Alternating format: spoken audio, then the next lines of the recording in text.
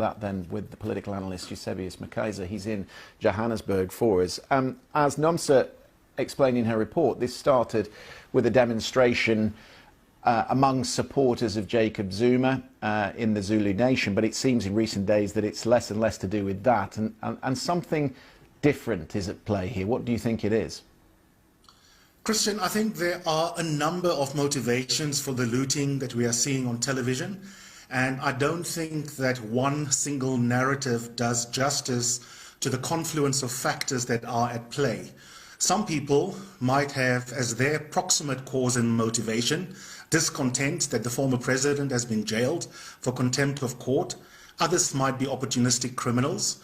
But I think there are also tens of thousands of poor black South Africans who simply feel invisible, who feel they don't have a stake in South Africa's democracy, who've got little to lose by looting because their lives are already of little material value, and they are looting as a result of the deep levels of structural injustice in South Africa.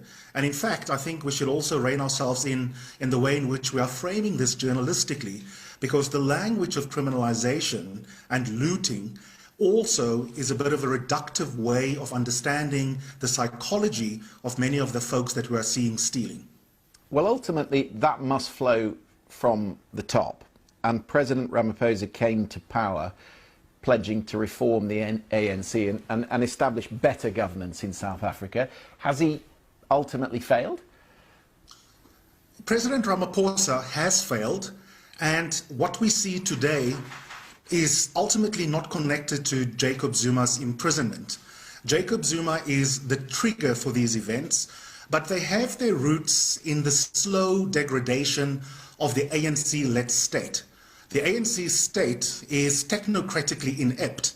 It hasn't been able to grow the South African economy, which is why, Christian, we have, for example, 74% of folks under the age of 25 in South Africa jobless and not in any education or training facility.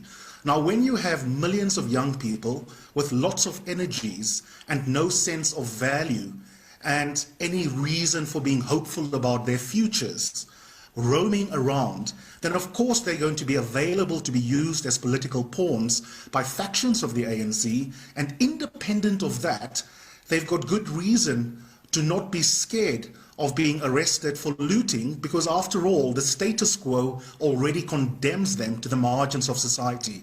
So I think the best way to read what's going on in South Africa is that it is ultimately an expression of ANC statehood that has failed completely.